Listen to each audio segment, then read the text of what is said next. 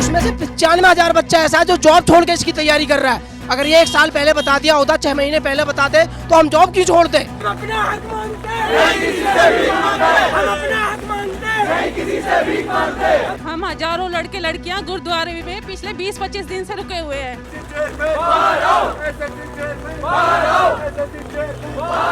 मैं CGO complex के सामने अपने डॉक्यूमेंट बर्न करके जाऊंगी और ये मैं बिल्कुल दावे के साथ कह रही हूँ। मुझे यहाँ के कोई भी बच्चे नहीं रोक सकते, पुलिस नहीं रोक सकती। हम यहाँ आते हैं, पुलिस आती है, हमको यहाँ से डिटेन करती है, ले जाती है। बस यही चल रहा है 25 दिन से। बारिश में हम यहाँ पे खड़े हैं, उनको किसी लड़की का कोई दुख नहीं दिखाई दे रहा।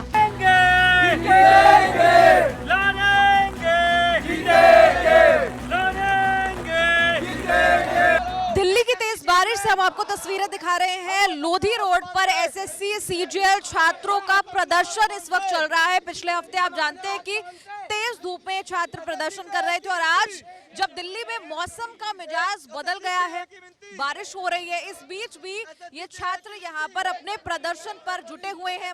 आखिर किस बात का ये प्रदर्शन है, ये आपको हम बताएंगे आज न्यूज तक पर।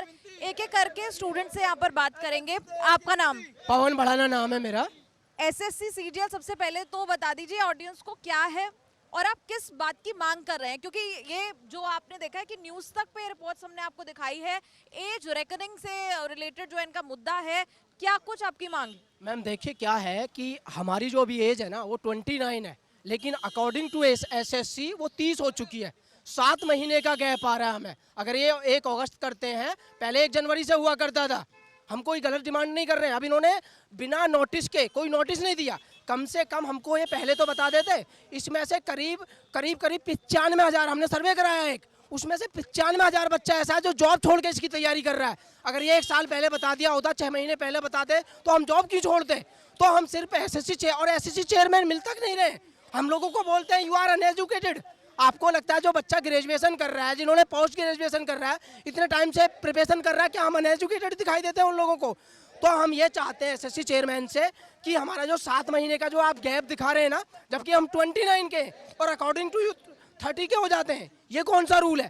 तो हमको 29 के हैं तो 29 के ही रहने दें और हमें फॉर्म भरने के लिए नोटिस निकालें जल्दी से जल्दी। अगर ऐसा नहीं करते हैं तो यहाँ पर तो हमारा आज हो ही रहा है, कल को हम पीएम मोदी के यहाँ पर भूख हड़ताल करेंगे। और आज तो हमारे करीब 10,000 बच्चे आने वाले थे, बारिश की वजह से हमने मना कर दिया, मन की आज मत आइए।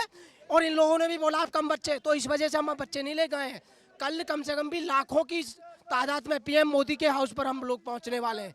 हम चाहते हैं जी, मैं चाहती हूँ कि अगर एज रेकरिंग का जो मुद्दा है वो दर्शकों को और बेहतर तौर पे समझ में आ जाए। एज रेकरिंग, अगर एक आम ऑडियंस को आप समझाना चाहे, क्या होता है as recurring? Ma'am crucial date अगर देखी जाती है 1 जनवरी से, तो 1 जनवरी से 31 जुलाई तक पैदा होने वाले बच्चे 30 साल की एज में आते हैं। लेकिन अगर 1 अगस्त रखी जाती है तो आपको जो जनवरी से लेकर जुलाई वाले बच्चे हैं वो 29 के होते हुए भी 30 के हो जाते हैं। इसीलिए हमारा जो लास्ट अटेम्प्ट है वो हमारे को नहीं दिया जाता। मैम होता क्या है कि जब भी एक एग्ज़ाम के बाद दूसरा एग्ज़ाम होता है तो उसमें जो डेट होती है एज कैलकुलेशन की, उसमें 1 साल का हमेशा गैप आता है। इस बार इन्होंने 1 साल के साथ साथ 7 मंथ्स का एक्स्ट्रा गैप दे दिया। तो रूल्स में लिखा है कि जब भी आप ऐसा एक्स्ट्रा कुछ करेंगे तो उसके लिए नोटिस देना होगा। इन्होंने वो नोटिस पहले देते थे 2016 में, 2012 में जब ऐसा कोई चेंज हुआ था कि 1 साल के गैप की जगह ज़्यादा गैप होने वाला है, तो बच्चों को नोटिस पहले दिया जाता था। इस साल हमें बिना कोई नोटिस दिए हुए इन्होंने इतना बड़ा चेंज कर दिया जिससे कि हज़ारों, 50,000, 1 लाख तक बच्चे हैं जो कि आउट हो गए एग्जामिनेशन देने से। तो जो बच्चे जॉब छोड़ के इसको अपना लास्ट अटेम्प्ट मान के तैयारी कर रहे थे, वो सबके सब उनको पता ही नहीं था कि ऐसा कुछ होगा। इसकी अर्ली इंटीमेशन देना रूल्स में लिखा हुआ है, इसलिए उनको अर्ली इंटीमेशन देना बनता था और इन्होंने दिया भी है पास्ट में। इस साल इनकी तरफ से मिस्टेक हुई है। इंटीमेशन कब आया आपके पास? देखिए मैम, ये जो चेंज होना, पिछले साल इन्होंने एक जो चेंज किया नॉर्मल रूल्स के अगेंस्ट, इन्होंने कोविड की वजह से चेंज किया था, तो उसके लिए इनको बताना था कि इस साल जो है वो लोग 1 साल के गैप की जगह 1.5 साल का गैप रखने वाले, इन्हें पिछले साल ही बताना था। इन्होंने पिछले साल ना बता के जब इस बारी का नोटिफिकेशन 3 अप्रैल को रिलीज हुआ, तभी ये बम फोड़ दिया बच्चों पे कि भाई आप इनएलिजिबल हैं इसके लिए।